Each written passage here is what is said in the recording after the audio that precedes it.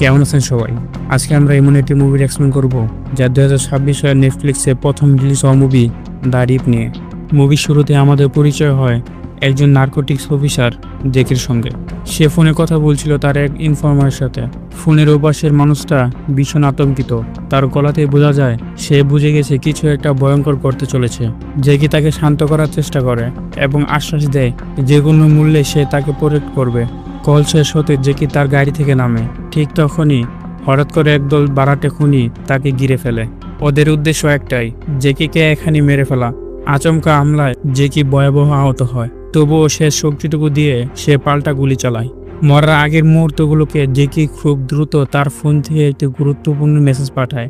তারপর প্রমাণ মুছে ফেলতে ফোনটা পানিতে ছুঁড়ে ফেলে, কিন্তু ততক্ষণে খুনিরা তার কাছে পৌঁছে যায় এবং নির্মমভাবে জেকিকে হত্যা করে। এরপর গল্প কেটে যায় পরের দিনে। এখন আমাদের পরিচয় হয় মেটের সাথে, যে ছিল জেকির ইউনিটের লিডার। জেকির মৃত্যুর খবর তাকে ভিতর থেকে ভেঙে দিয়েছে। রাগ আর দুঃখে সে তার বসের সাথে তর্কে জড়িয়ে পড়ে। তখন তার বস জানায় এই হত্যাকাণ্ড তদন্তের জন্য একটি স্পেশাল এফবিআই টাস্ক ফোর্স যুক্ত করা হয়েছে। এফবিআইয়ের সন্দেহ এটা কোনো সাধারণ হত্যা নয়, বরং জেকির নিজের ইউনিটের ভিতর থেকে কেউ তাকে বিক্রি করেছে। এরপর এফবিআই এজেন্ট স্কট অ্যাটকিন্স একে একে পুরো টিমকে জেরা করতে শুরু করে। টিমের মধ্যে রয়েছে ডেনি, একজন নারী অফিসার, চাইনিজ অফিসার মাইক। সবাই জেকিকে একজন ভালো মানুষ এবং দক্ষ অফিসার বলে বর্ণনা করে। তারা স্বীকার করে এই মৃত্যু সবাইকে ভীষণভাবে নাড়িয়ে দিয়েছে। এরপর স্কটের নজর পড়ে বেনের দিকে। বেন বলে সে জানে না কেন জেকি টার্গেট হয়েছিল, কিন্তু স্কট আগে থেকে জানে বেন আর জেকির মধ্যে প্রেমের সম্পর্ক ছিল। বেন স্বীকার করে গত এক সপ্তাহ ধরে সে প্রায় প্রতিদিন রাত জেকির সঙ্গে কাটিয়েছে। স্কট এই বিষয়টা নিয়ে বেনকে চাপ দিতে শুরু করে। কথাবার্তা দ্রুতই হাতাহাতিতে রূপ নেয়।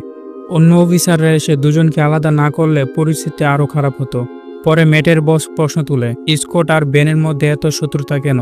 তখন ম্যাট জানায় ওরা দুজন আপন ভাই এবং বহু বছর ধরে তাদের মধ্যে তীব্র প্রতিদ্বন্দ্বিতা চলছে। কিছুক্ষণ পর বেন রাগ আর কষ্টে বাথরুমে ঢুকে পড়ে।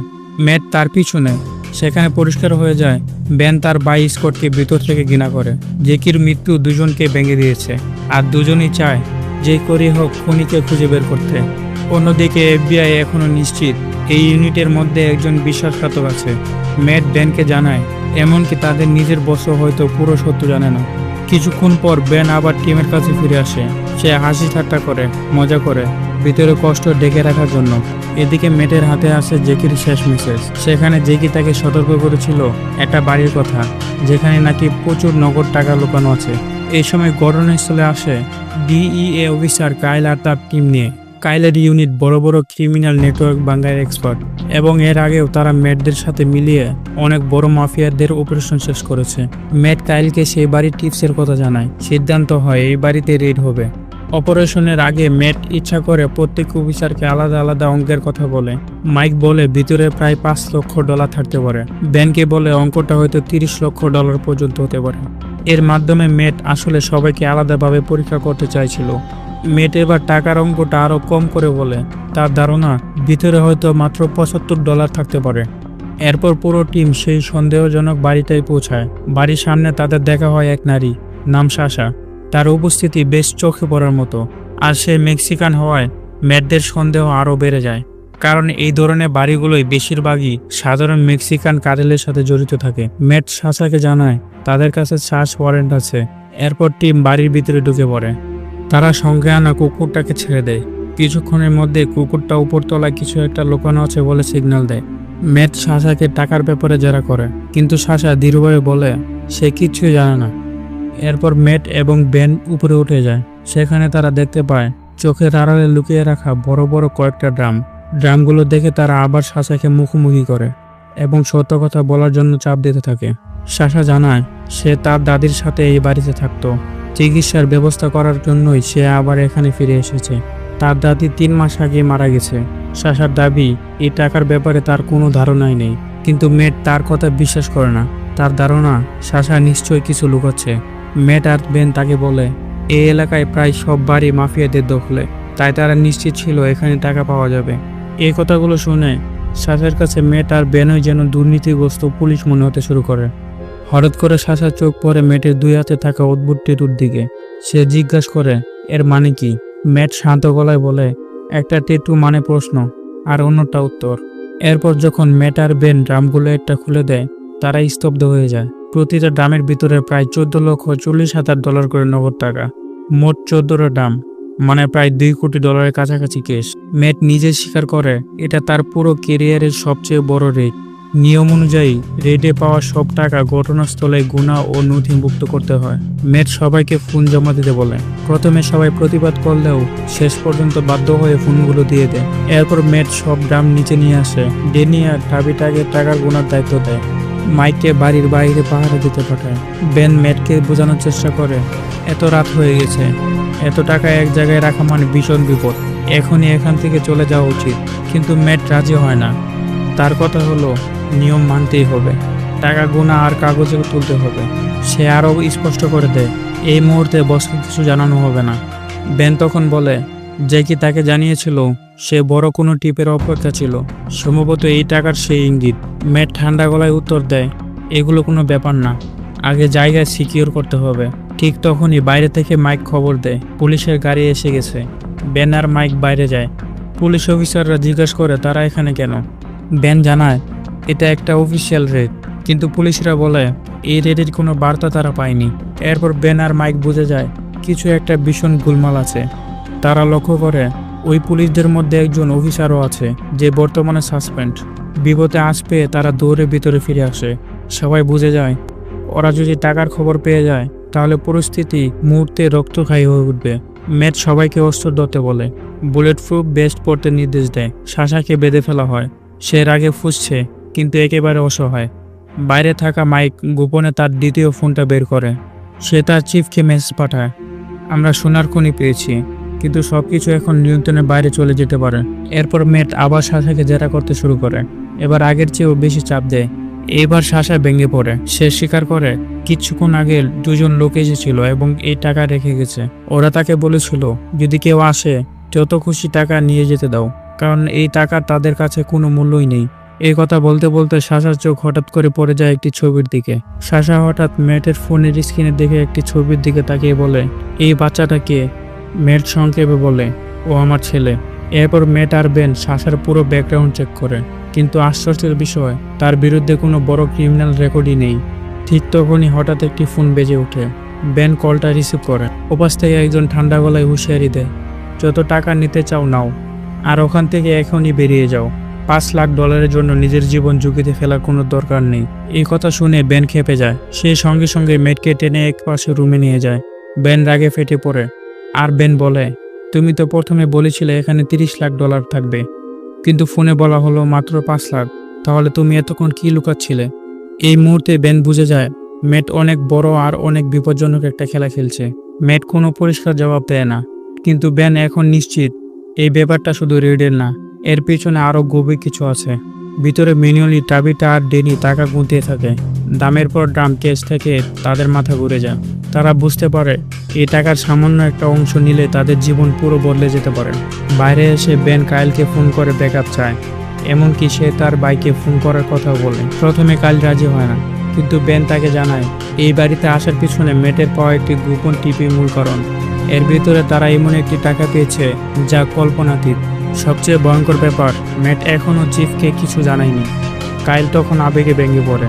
সে জানায় জেগির হত্যার পর থেকে সে ভিতরে ভিতরে ভেঙে পড়েছে। তার ছেলে ক্যান্সারে মারা গেছে, স্ত্রী তাকে ছেড়ে চলে গেছে, তার জীবন একদম ছিন্ন ভিন্ন। শেষ পর্যন্ত কাইল সাহায্য করতে রাজি হয়। ভিতরে শাসা লক্ষ্য করে ম্যাট চুপি চুপি দুজন মহিলা অফিসারের সঙ্গে আলাদা করে কথা বলছে। এই দেখে শাসা বুঝে যায় ম্যাট, ডেনি আর টেবিটা মিলে সব টাকা চুরি করার প্ল্যান করছে। বাইরে বেনের সঙ্গে দেখা হয় মাইকের। মাইক বলে পুরো এলাকাটা অস্বাভাবিক রকম চুপচাপ, যেন কেউ নেই। ঠিক তখনই রাস্তার ওপাশের একটি বাড়ির লাইট বারবার জ্বলে নিভে ওঠে। সেই লাইটের মাধ্যমে কেউ গালাগালি দিচ্ছে। বেন রেগে গিয়ে সেই বাড়ির দিকে এগোয়। একই সময় মাইক ভিতরে ঢুকে ম্যাটকে খুঁজতে থাকে। ভিতরে শাসা স্পষ্টভাবে শুনে ফেলে ম্যাট চিফকে ফোন করে বলছে রেডে নাকি মাত্র $5 লাখ পাওয়া গেছে এবং তারা এখনই ফিরে যাচ্ছে। ঠিক তখনই মাইক রুমে ঢুকে। ম্যাট বেরিয়ে যেতে শাসা মাইককে সাবধান করে, তোমার বস আর ওই মহিলা সব টাকা চুরি করতে চায়, তোমাকে কাউকে জানাতে হবে। ঠিক তখন আবার ফোন বেজে ওঠে। এবার কলটা রিসিভ করে ডেনি। ওপাশ থেকে হুমকি আসে, 10 মিনিটের মধ্যে ওখান থেকে না গেলে সবাইকে মেরে ফেলা হবে। বাইরে মাইক আবার চিফকে ফোন করে। সে মরিয়া হয়ে বলে, তাড়াতাড়ি আসুন, টাকাটা এখনই সিকিউর করা দরকার। মাইক ভিতরে ফিরে ডেনি আর টিভিটাকে সতর্ক করে, কিন্তু তারা বলে সব কিছু নাকি কন্ট্রোলই আছে। ঠিক তখনই মেট ফিরে আসে। ডেনি তাকে জানায় 5 মিনিটের মধ্যে মাফিয়াদের লোক এসে পড়বে। কথা শেষ হওয়ার আগেই বাইরে থেকে গুলির শব্দ ভেসে আসে। সব অফিসার পাল্টা গুলি চালায়। এই সংঘর্ষের মাঝেই টাবিটা গুলিবিদ্ধ হয়ে আহত হয়। মেট আর মাইক হামলাকারী পিছনে দাওয়া করে। তারা গুলি চালালেও বন্দুকধারীরা গাড়িতে করে পালিয়ে যায়। এরপর বেন সামনে আসে। সে একজন ধরা পড়া লোককে ধরে রেখেছে। বেন জানায় এই লোকটা মাফিয়াদের সাথে যুক্ত, তবে সে দাবি করে সে গুলি চালায়নি। এই লোকটাই তাদের ফোনে মেক্সিকান কোর্টেল বসের সাথে কথা বলিয়ে দেয়। কোর্টেল বস জানায় এই বাড়ির টাকা তাদের নয় এবং তারা এই টাকা নিয়ে একদমই চিন্তিত নয়। সে আরও বলে জেকির মৃত্যুর পর পুলিশ তাদের উপর কড়া নজর রাখছে, কিন্তু জেকিকে তারা মারেনি। তার মতে আসল খুনি সম্ভবত এই ইউনিটের ভিতরে আসে। সবচেয়ে বড় কথা, সে চায় না পুলিশদের উপর হামলা করে পরিস্থিতি আরও খারাপ করতে। এই কারণে সে কাউকে পাঠায়নি।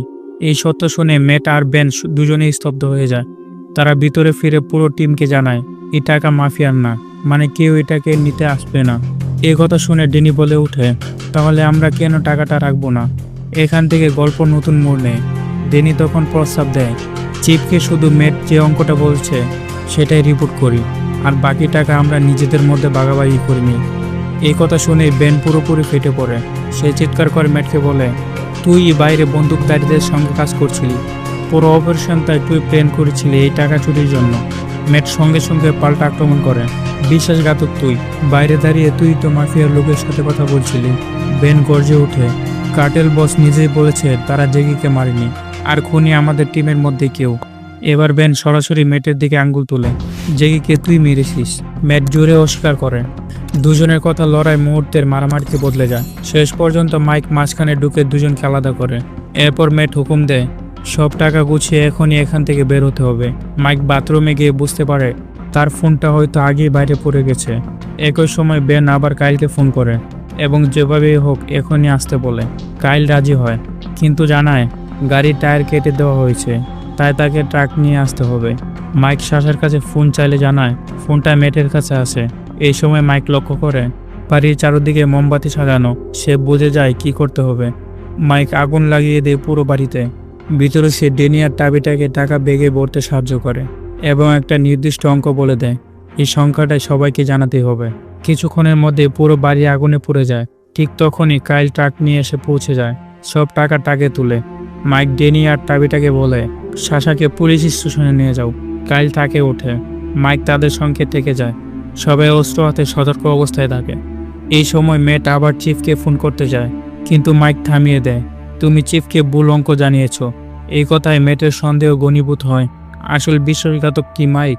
শাসা তখন জানায় সে মাইককে আগেও চিফের সাথে কথা বলতে শুনেছে, কিন্তু মাইক দাবি করে ওটা ছিল ভুয়া কল। মাইক আরও বলে সে ইচ্ছা করে ডেনি আর টাবিটাকে চুরির ইশারা দিয়েছিল, কারণ সে জানতো শাসা সেটা মেটকে জানাবে এবং তাতে আসল বিশ্বাসঘাতক বেরিয়ে আসবে। মাইক জোর দিয়ে বলে আমার কোনো সহযোগী নেই। তখনই মেট নিজের ফাঁদ উন্মোচন করে। সে বলে সে ইচ্ছা করে সবাইকে টাকার বিভিন্ন অঙ্ক বলেছিল। তারা শুধু মাইককেই বলেছিল $5 লাখ, আর ঠিক এই সংখ্যাটাই হুমকির ফোন কলে ব্যবহার করা হয়েছে। মাইক তর্ক করে বলে তার ফোন তো মেটের কাছে ছিল। ঠিক তখনই বেন সামনে আসে এবং মাইকের দ্বিতীয় ফোনটা বের করে। এই ফোনটা আগের মারামারির সময় সে মাইকের কাছ থেকে নিয়েছিল। সবাই বুঝে যায় এই ফোন দিয়ে মাইক বন্দুকধারীদের সাথে যোগাযোগ করেছিল এবং পুরো হামলাটা সেট করেছিল। মাইক তখন বলে জেকি নাকি আগের রাতে তাকে ওই বাড়ির টাকার খবর দিয়েছিল। সে নাকি সবার কাছে আলাদা আলাদা সংখ্যা বলেছিল আসল বিশ্বাসঘাতক ধরার জন্য, কিন্তু সে কার সঙ্গে কাজ করছিল এই প্রশ্নে মাইক চুপ করে যায়। এরপর সন্দেহ ঘিরে পড়ে কাইলের উপর। মেট আর বেন প্রশ্ন করে তুমি একা এসেছো কেন, তোমার টিম কোথায়? কাইল হেসে বলে সবাই নাকি বাড়ি চলে গেছে। তখন তারা মাইককে দিয়ে আবার চিফকে ফোন করায়। ফোন রিং হতে কাইলের মুখের এক্সপ্রেশন বদলে যায়। ঠিক সেই মুহূর্তে কাইলের নিজের ফোন বেজে ওঠে। এই 1 সেকেন্ডে সব পরিষ্কার হয়ে যায়। কাইল আর মাইক শুরু থেকে একসাথে ছিল, পুরো টিমকে তারা ফাঁদে ফেলেছিল। এরপরে শুরু হয় গুলির লড়াই। এই সংঘর্ষে বেন গুরুতর আহত হয়। কাইল ভয়ঙ্করভাবে লড়ে এবং ম্যাট আর বেন দুজনে কাবু করে তাদের অস্ত্র কেড়ে নেয়। সব নিয়ন্ত্রণ নিজের হাতে নিয়ে কাইল ঠান্ডা গলায় বলে একটা ডিল করি, টাকাটা ভাগ করিনি, নাহলে কেউ এখান থেকে বেঁচে ফিরবে না। এখানে গল্প পৌঁছে যায় ক্লাইম্যাক্সের দরজায়। কাইল তখন শেষবারের মতো প্রস্তাব দেয়, সব টাকা সমানভাবে ভাগ করে সবাই মিলে এখান থেকে চলে যাবে। ম্যাট সরাসরি কাইলের চোখের দিকে তাকিয়ে প্রশ্ন করে, তুই কি মেরেছিলি জেকিকে? এই প্রশ্নটা শুনে মাইক ভেঙে পড়ে। সে সত্য স্বীকার করে ফেলে, জেকিকে খুন করেছে কাইল। আর মাইক ও কাইল বহুদিন ধরে একসাথে কাজ করছিল। টাকার লোভে তারা জেকিকে মেরে ফেলেছিল। এই ভয়ঙ্কর সত্য সামনে আসতেই হঠাৎ বেনের ফোন বেজে ওঠে। বেন ফোনটা স্পিকারে দেয়। ওপাশ থেকে FBI এজেন্ট স্কটের কণ্ঠ। তার টিম ইতিমধ্যে চারদিক ঘিরে ফেলেছে। সামনের রাস্তায় FBI গাড়ি নিয়ে ব্লক করা, এবং স্কট সবাইকে বাইরে বের হতে নির্দেশ দেয়। সবকিছু আচার হতে দেখে কাইল শেষ মরিয়ার চেষ্টা করে। সে আবার বলে, মাইককে মেরে ফেলি, দাগের টাকাটা দেখে দেই, আর স্কটকে যে কোনো গল্প বানিয়ে দিই। বেন ঠান্ডা গলায় বলে, আমি কিন্তু এখনো ফোন কাটিনি। স্কট সব শুনছে। এই কথা শুনে কাইল পুরোপুরি প্যানিক করে যায়। সে আবার গুলি চালায়, টাকার ব্যাগ তুলে নিয়ে পালানোর চেষ্টা করে। একই সময়ে মাইকও একটা ব্যাগ নিয়ে জঙ্গলের দিকে দৌড় দেয়। এরপর শুরু হয় নির্মম দাওয়া। বেন কাইলের গাড়িকে রাস্তা থেকে ছিটকে ফেলে দেয়। গাড়িটা ভয়ঙ্করভাবে ক্র্যাশ করে। অন্যদিকে জঙ্গলের গভীরে ম্যাট আর মাইকের মুখোমুখি লড়াই হয়। দীর্ঘ মারামারি শেষে ম্যাট মাইকে পরাস্ত করে। ক্র্যাশ সাইটে কাইল শেষবারের মতো অনুনয় করে, আমাকে যেতে দে, সব টাকা চার্জ নিয়ে নে। বেন ব্যাগ খুলে তাকে সত্যতা দেখায়। ব্যাগের ভিতরে একটাও টাকাও নেই, শুধু বই। এক সেকেন্ডও দেরি না করে বেন কাইলকে গুলি করে মেরে ফেলে। এইভাবে সে জেকির মৃত্যুর প্রতিশোধ নেয়। অন্যদিকে ম্যাট মাইককে গ্রেফতার করে নিয়ে যায়, যাতে সে তার সব অপরাধের শাস্তি পায়। কিছু সময় পর দেখা যায় ডেনি, টাবিটা আর সাশা একসাথে ট্রাকে করে আসছে। ট্রাক ভর্তি সব টাকা কর্তৃপক্ষের হাতে তুলে দেওয়া হয়। পুলিশ টাকা গুনে দেখে অঙ্কটা ঠিক সেটাই যেটা ম্যাট আর তার টিম প্রথমে রিপোর্ট করেছিল। তাদের সত্যতার জন্য ম্যাট আর তার ইউনিটের প্রশংসা করা হয়। এরপর আসে এক বড় টুইস্ট। সাশাকে মোট টাকার 20% দেওয়া হয়। তখনই জানা যায় সাশা ছিল জেকির ইনফরমার, যার সাথে সিনেমার শুরুতে জেকি ফোনে কথা বলেছিল। দাদির মৃত্যুর পর এই টাকা সাশার বাঁচার একমাত্র ভরসা। সবাই বুঝতে পারে জেকির শেষ কাজটাও সঠিক ছিল। ডেনি আর টাবিটা বাড়ি ফিরে যায়। অবশেষে একটু শান্তির নিঃশ্বাস ফেলে। বেন স্কটের সাথে দেখা করে, তার সাহায্যের জন্য ধন্যবাদ জানায়। দীর্ঘদিন পর দুই ভাই আবার একসাথে কাজ করে ভালো অনুভব করে। সাশা ম্যাটকে ধন্যবাদ জানায়।